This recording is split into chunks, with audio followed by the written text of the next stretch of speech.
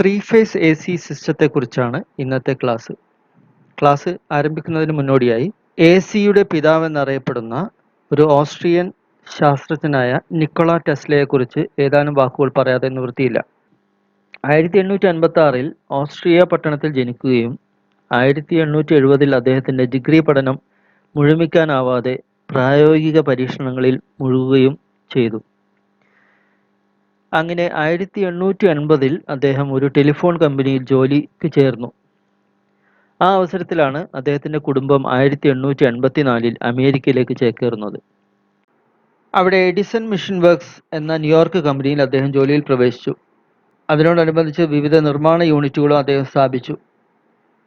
Polyphase A സിയുടെ patent അദ്ദേഹത്തിനാണുള്ളത്. ഇതുകൂടാതെ wireless power ട്രാൻസ്മിഷനിൽ ഒട്ടനവധി പരീക്ഷണങ്ങളും അദ്ദേഹം നടത്തുകയുണ്ടായി. അദ്ദേഹത്തിൻ്റെ സർവ്വസമ്പത്തും പരീക്ഷണങ്ങൾക്കായി നീക്കിവെച്ചത് കാരണം ജീവിതാന്ത്യം വളരെ സങ്കടകരമായിരുന്നു. താമസിച്ച മുറിയുടെ വാടക പോലും നൽകാൻ കഴിയാത്ത അവസ്ഥയിൽ ജനുവരി 1943 അദ്ദേഹം ഭൂമിയിൽ നിന്നും വിട പറഞ്ഞു. ഓൾട്ടർനേറ്റിംഗ് കറന്റ്, അതിൻ്റെ നിർവചനം നമുക്ക് ഈ രീതിയിൽ പറയാം: flow of current which changes its direction and magnitude with respect to time. അതാണ് എ സി വൈദ്യുതി. അതായത് 0-ൽ നിന്നും ആരംഭിച്ച് അങ്ങനെ വളർന്ന് അതിൻ്റെ മാക്സിമം പോയിന്റിൽ എത്തുകയും ഈ മാക്സിമം പോയിന്റ് പീക്ക് പോയിന്റ് എന്നാണ് അറിയപ്പെടുക. അവിടെ നിന്നും അത് വീണ്ടും താഴോട്ട് ചലിച്ച് 0-ൽ എത്തിച്ചേർന്നു. 0-ൽ എത്തിയ ശേഷം അത് വൈദ്യുതിയുടെ ധാരാപ്രവാഹം വിപരീതമാവുകയും നെഗറ്റീവ് ഹാഫ് സൈക്കിൾ, അതിൻ്റെ നെഗറ്റീവ് പോർഷൻ കംപ്ലീറ്റ് ചെയ്യുകയും ചെയ്യുന്നു. അങ്ങനെ ഇത് ഇടതടവില്ലാതെ തുടർന്നു പോവുകയാണ് ചെയ്യുന്നത്. ഒരു പോസിറ്റീവ് സൈക്കിളും നെഗറ്റീവ് ഹാഫ് സൈക്കിളും ചേർന്നിട്ടുള്ള ഒരു ഭാഗത്തെയാണ് നമ്മൾ ഒരു സൈക്കിൾ എന്ന് പറയുന്നത്. അത്തരം 50 സൈക്കിളുകൾ ചേർന്ന വൈദ്യുതിയാണ് ഇന്ന് ഇന്ത്യയിൽ വിതരണം ചെയ്യുന്നത്. മറ്റൊരു തരത്തിൽ പറഞ്ഞാൽ 50 ഹെർട്സ് ഫ്രീക്വൻസി. ചിത്രത്തിൽ കാണുന്നത് ഒരു സിംഗിൾ ലൂപ്പ് ജനറേറ്ററാണ്.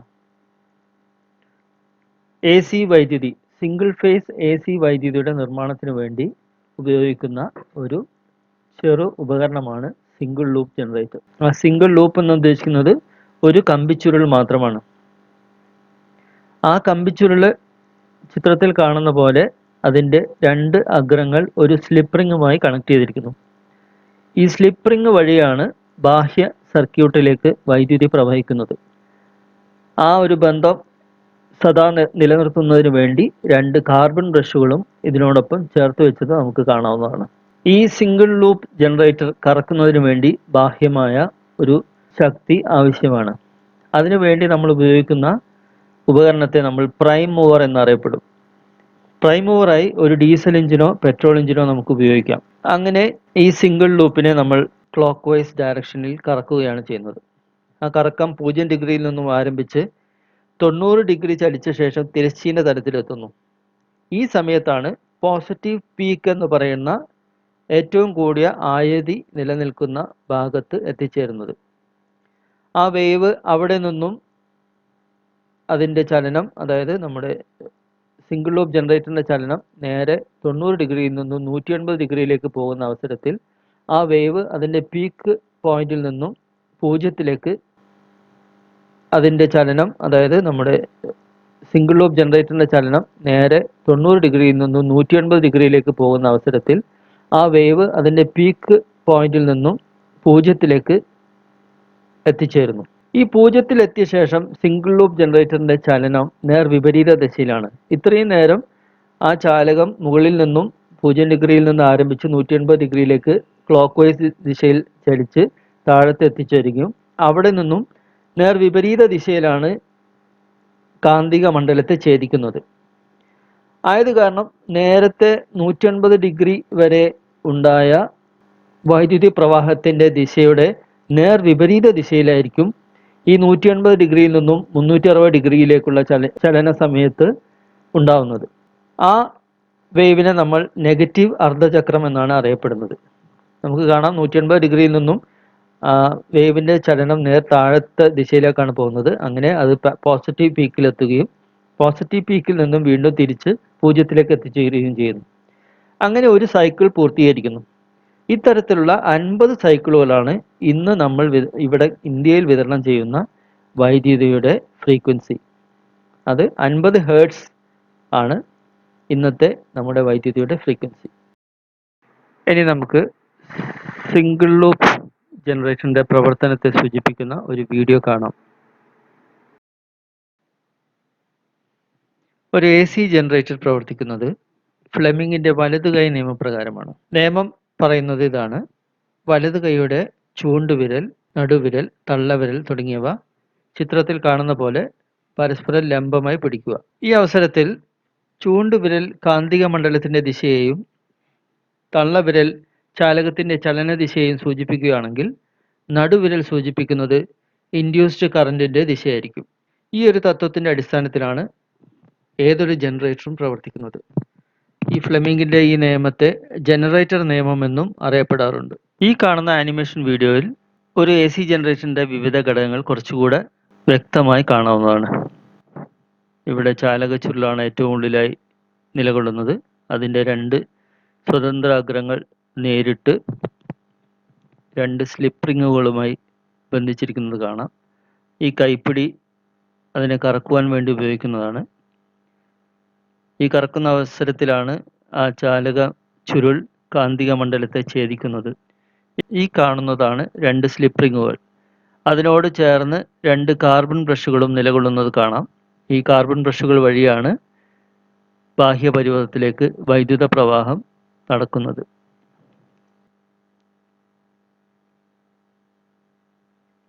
ചാലക ചുരുൾ കാന്തിക മണ്ഡലത്തെ ഛേദിക്കുന്ന ഒരു ദൃശ്യമാണ് നിങ്ങളിപ്പോൾ കാണുന്നത്. ഗാൽവനോമീറ്ററിലെ സൂചകം ശ്രദ്ധിച്ചു കഴിഞ്ഞാൽ ആ വൈദ്യുതിയുടെ ദിശമാറ്റം കൃത്യമായി വ്യക്തമാവുന്നതാണ്. ആദ്യം പോസിറ്റീവ് ഹാഫും പിന്നെ നെഗറ്റീവ് ഹാഫും ചേർന്ന ഒരു ചക്രം അവിടെ രൂപീകരിക്കപ്പെടുന്നു. ചാലക ചുരുൾ അതിൻ്റെ ചലനം ആരംഭിക്കുന്ന പ്രാരംഭ ദിശയാണ് ഈ കാണുന്നത്. ഇവിടെ AB എന്ന ചാലകഖണ്ഡം മുകളിൽ നിന്നും താഴത്തേക്ക് ചലിക്കുകയാണ് ചെയ്യുന്നത്. ഈ ചലനം തുടർന്ന് തിരശ്ചീന തലത്തിലെത്തുമ്പോൾ ഏറ്റവും കൂടുതൽ കാന്തിക ബലരേഖകളെ ഛേദിക്കുകയും ഒരു പീക്ക്, ചിത്രത്തിൽ കാണുന്ന പോലെ പീക്ക് രൂപീകരിക്കുന്നത് പ്രത്യേകം ശ്രദ്ധിക്കുക. ചാലക ചുരുൾ അതിൻ്റെ തിരശ്ചീന തലത്തിലേക്ക് എത്തുന്നു. ഈ അവസരത്തിൽ പോസിറ്റീവ് പീക്ക് രൂപീകരിക്കുന്നതായി കാണാം. അവിടെ നിന്നും ചുരുളിൻ്റെ ചലനം വീണ്ടും താഴേക്കാണ്. 90 ഡിഗ്രിയിൽ നിന്നും 180 ഡിഗ്രിയിലേക്ക് ചാലക ചുരുൾ ചലിക്കുന്നത് കാണാം. ഈ അവസരത്തിൽ വേവ് ഫോം താണ് നേരിട്ട് 0ത്തിലേക്ക് എത്തുന്നതായി നമുക്ക് ദർശിക്കാവുന്നതാണ്. ഈ അവസരത്തിൽ AB എന്ന ചാലകഖണ്ഡം 180 ഡിഗ്രി പിന്നിട്ടതായി കാണാം. അങ്ങനെ അത് 180 ഡിഗ്രിയിൽ എത്തുന്ന അവസരത്തിൽ വീണ്ടും ആ ചാലക ചുരുൾ വെർട്ടിക്കൽ അവസ്ഥയിൽ എത്തിച്ചേരുന്നു. ഇവിടെ കാന്തിക മണ്ഡലത്തെ ഖണ്ഡിക്കാത്തത് കൊണ്ട് അവിടെ ഉത്പാദിപ്പിക്കപ്പെടുന്ന ഇൻഡ്യൂസ്ഡ് EMF 0 ആയിരിക്കും. ഇവിടെ നിന്നും അതിൻ്റെ ചലനം, അതായത് 180 ഡിഗ്രിയിൽ നിന്നും 360ലേക്ക്, ഈ ചലനം താഴെ നിന്നും മുകളിലേക്കാണ്. നേരത്തേതിൽ നിന്നും വിഭിന്നമായി കാന്തിക ബലരേഖകളെ ഖണ്ഡിക്കുന്നത് വിപരീത ദിശയിലാണ്. ഈ അവസരത്തിൽ അവിടെ രൂപീകരിക്കപ്പെടുന്ന ഇൻഡ്യൂസ്ഡ് കറന്റിന്റെ ദിശയും മാറുന്നു. ഇവിടെയാണ് നെഗറ്റീവ് അർദ്ധചക്രം രൂപീകരിക്കുന്നത്. ആ ചാലക ചുരുൾ തിരശ്ചീന തലത്തിലെത്തുമ്പോൾ നെഗറ്റീവ് പീക്ക് രൂപീകരിക്കുന്നു.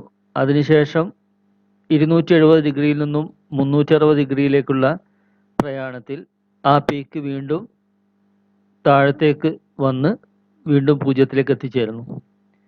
ഇങ്ങനെ ഒരു ചക്രം കംപ്ലീറ്റ് ചെയ്യപ്പെടുകയാണ് ചെയ്യുന്നത്. ഇങ്ങനെയുള്ള 50 ചക്രങ്ങൾ അടങ്ങിയതാണ് ഇന്നത്തെ ഇന്ത്യയിൽ വിതരണം ചെയ്യുന്ന AC വൈദ്യുതിയുടെ ഫ്രീക്വൻസി എന്നറിയപ്പെടുന്നത്. 50 ഹെർട്സ് ഫ്രീക്വൻസിയിലുള്ള വൈദ്യുതിയാണ് ഇന്ന് ഇവിടെ വിതരണം ചെയ്യപ്പെടുന്നത്. സിംഗിൾ ലൂപ്പ് ജനറേറ്ററിൽ ഉത്പാദിപ്പിക്കപ്പെട്ട വൈദ്യുതി സിംഗിൾ ഫേസ് വൈദ്യുതിയാണ്. അതേപോലെ തന്നെ 3 വ്യത്യസ്ത ലൂപ്പുകൾ 120 ഡിഗ്രി അകലത്തിൽ വെച്ചുകൊണ്ട് നിർമ്മിക്കുന്ന ഒരു ഉപകരണമാണ് ചിത്രത്തിൽ കാണുന്നത്.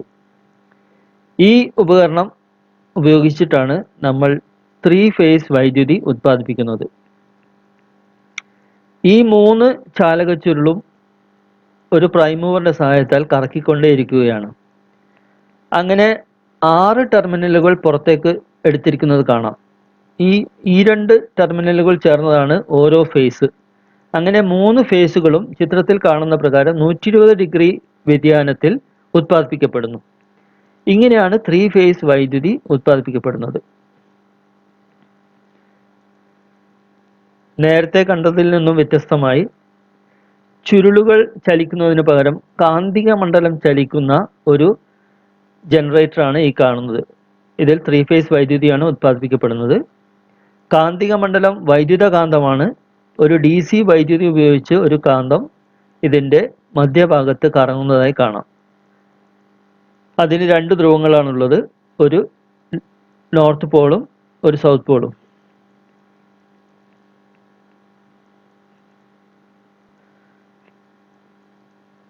ഈ ചിത്രത്തിൽ മുകളിൽ കാണുന്നത് സിംഗിൾ ഫേസ് വൈദ്യുതിയും താഴത്ത് കാണുന്നത് 3 ഫേസ് വൈദ്യുതിയുമാണ്.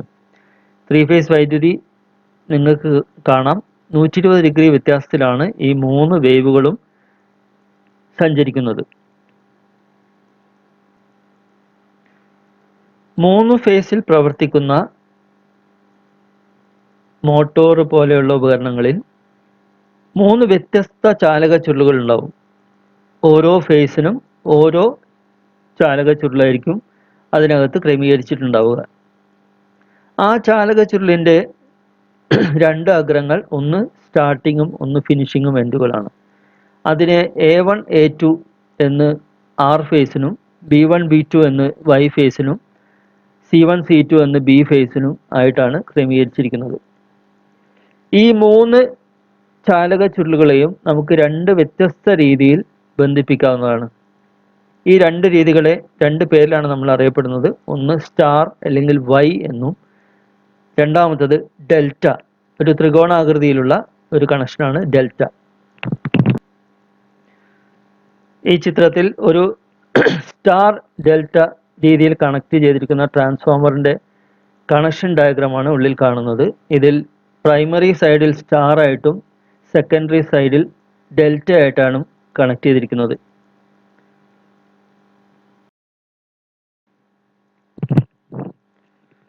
ഒരു സ്റ്റാർ രീതിയിൽ ബന്ധിച്ച ചുരുളുകളുടെ ബന്ധന രീതിയാണ് ചിത്രത്തിൽ കാണിച്ചിരിക്കുന്നത്. അതിൽ നിങ്ങൾക്ക് കാണാം ചാലക ചുരുളിൻ്റെ A2 B2 C2 ഫിനിഷിംഗ് അഗ്രങ്ങൾ 3ഉം ഒരു പോയിന്റിൽ ബന്ധിക്കുകയും അവിടെ നിന്നും ന്യൂട്രൽ ലൈൻ പുറത്തേക്ക് എടുത്തിരിക്കുന്നതും കാണാം. ശേഷിക്കുന്ന 3 ഫ്രീ അഗ്രങ്ങൾ R Y B ഫേസുകളായിരിക്കും നമുക്ക് ലഭിക്കുക. ന്യൂട്രലിൻ്റെയും ഏതെങ്കിലും ഒരു ഫേസിൻ്റെ ഇടയിൽ ലഭിക്കുന്ന വോൾട്ടതയെ നമ്മൾ ഫേസ് വോൾട്ടത എന്നറിയപ്പെടുന്നു. 2 ഫേസ് ലൈനുകൾക്കിടയിൽ ലഭിക്കുന്ന വോൾട്ടതയെ നമ്മൾ ലൈൻ വോൾട്ടത എന്നറിയപ്പെടുന്നു. സ്റ്റാർ കണക്ഷനിൽ ഫേസ് വോൾട്ടത 230 വോൾട്ടും ലൈൻ വോൾട്ടത 415 വോൾട്ടുമാണ്. ഇത് കാണുന്നതിനായി ഫേസ് വോൾട്ടതയെ √3 കൊണ്ട് മൾട്ടിപ്ലൈ ചെയ്തിട്ടാണ് ലൈൻ വോൾട്ടത ലഭിക്കുന്നത്. √3 × 230 അത് ഏകദേശം 415 വോൾട്ടായി ലഭിക്കും. ഇതാണ് സ്റ്റാർ കണക്ഷനിൽ വോൾട്ടതയുടെ ക്രമീകരണം. ഇവിടെ ഫേസ് കറൻറ്റും ലൈൻ കറൻറ്റും തുല്യമായിരിക്കും. സ്റ്റാർ കണക്ഷനിൽ ഏത് ഫേസിലൂടെയുള്ള കറൻറ്റും അതിനോടനുബന്ധിച്ചുള്ള ലൈൻ കറൻറ്റും തുല്യമായിരിക്കും. ഇവിടെ വോൾട്ടതയിൽ മാത്രമേ വ്യത്യാസം ഉണ്ടാവുകയുള്ളൂ.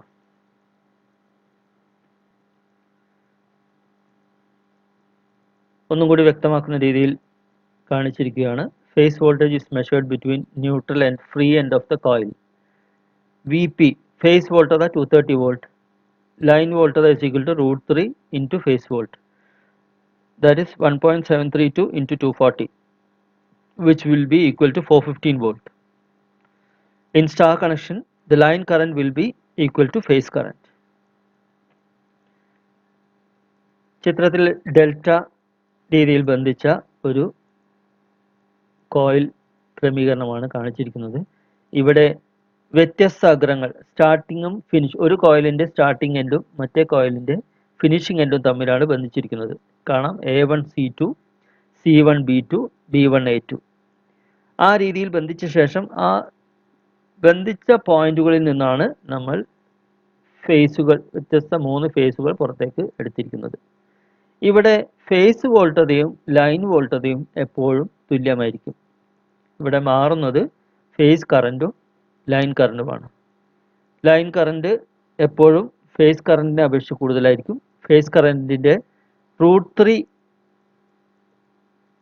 ഭാഗം കൂടുതലായിരിക്കും line current. That is phase current into √3, which gives line current. ചിത്രത്തിൽ രണ്ട് തരം കണക്ഷനുകളുടെ ഒരു കമ്പാരിസൺ ആണ് കൊടുത്തിരിക്കുന്നത്. താഴത്തെ പട്ടികയിൽ അത് വ്യക്തമായി നൽകിയിട്ടുണ്ട്. രണ്ട് ചിത്രങ്ങളും നൽകിയിട്ടുണ്ട്. ഇത് രണ്ടും കൂടി ഇവിടെ നമുക്കൊരു കമ്പാരിസൺ ടേബിൾ കാണാം. സ്റ്റാറിൻ്റെയും ഡെൽറ്റയുടെയും കണക്ഷനുകൾ ആദ്യം നൽകിയിട്ടുണ്ട്. അതിന് കീഴെ ഒരു ടേബിൾ ഉണ്ട്. ആ ടേബിളിൽ phase voltage, line voltage, phase current, line current അത് സ്റ്റാറിലും ഡെൽറ്റയിലും നൽകിയിട്ടുണ്ട്.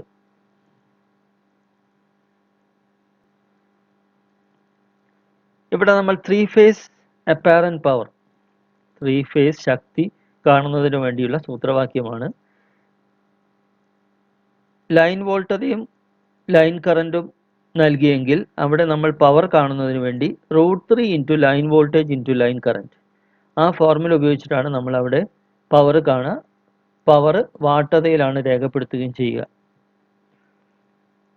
ഇനി താഴത്ത് ഫേസ് വോൾട്ടതയും ഫേസ് കറൻറ്റും ആണ് നൽകിയതെങ്കിൽ അവിടെ പവർ കാണുന്നതിന് വേണ്ടി 3 into phase voltage into phase current, ഇതാണ് ഫോർമുല.